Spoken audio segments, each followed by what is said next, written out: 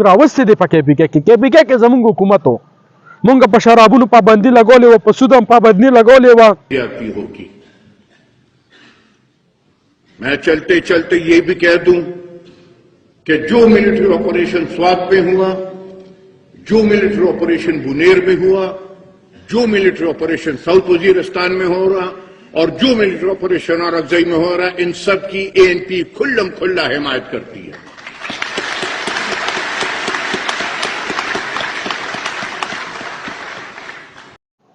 जी مرګرو ویډیو خو تاسو د ملولي د والد صاحب کتله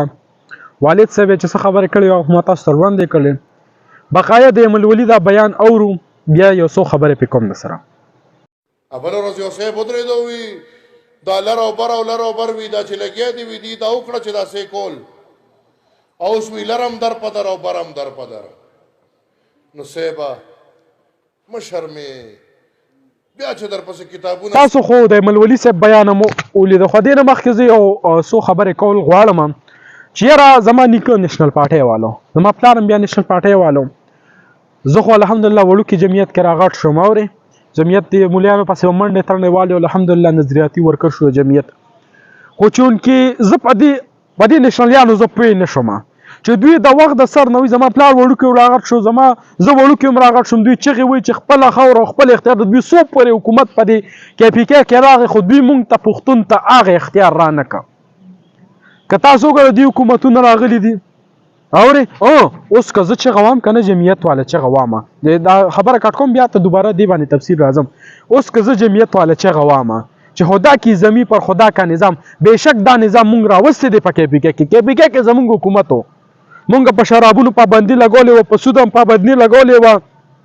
په حرام خورو پابندي لګولې وه په زناکارو پابندي لګولې وه تاسو به پښتون دپاره څه کړي دي ما ته وښایئ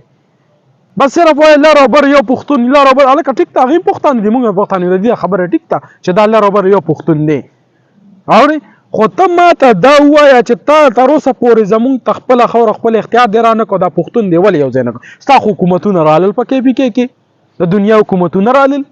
به هر حال دغه تفسیر کې نه راځم واپس خپل خبرې لا چې دی ویلي چې یاره مولانا صاحب ویلي چې لر او بر دې لاړ او دا خبره ټیک کړې ده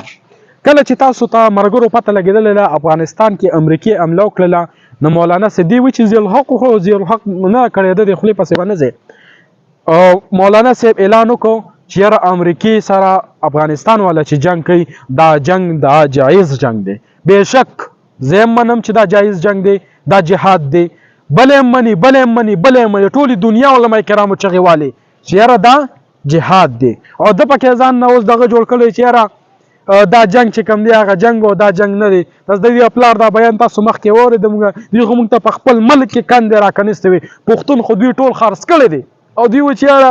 پښتون داسې پښتون هغسې مرګرو دوستانو دا ډېرې جوړې خبرې دي دې ته لږ غور کوئ اورې نېشنل پارټۍ والا رونو تاسو ته هم زه دا وایم زما پلار نیکه په دغه پارټۍ کې زاړه شوي دي خدای ته وګوره دا پارټي پرېږدی دوی همیشه لپاره پښتون خرڅ کړی دی د نېشنل پارټۍ والا لږ راوچت شي